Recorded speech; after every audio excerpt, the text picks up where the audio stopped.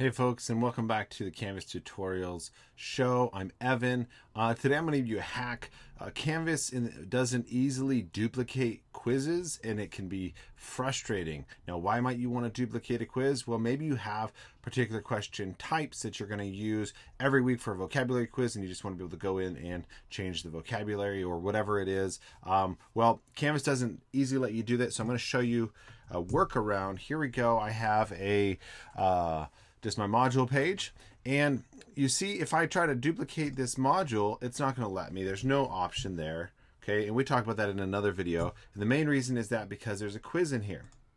If I go here on the quiz, it won't let me duplicate it, even though that option is on assignments and pages and discussion posts. If I go over here to the quizzes page, I'm like, well, maybe I can do it there. Click on the snowman to this quiz, and what do we see? No duplicate button. What in the world? But there's a workaround, and here we go. What we're going to do is we're actually going to copy it to another course, but we're going to copy it back to this exact course. And so we're going to click that snowman menu again, and right here you see the words copy to. Click that. What this does is it pops up a side dialog box where you can choose the course, and I'm just going to choose my current course. And so I'm going to click there. I'm going to navigate to my course, Sandbox. Then I can choose where I want that to go. If I want it to go directly in a module, I don't have to, and it will duplicate it just here in my quizzes index. So hit copy.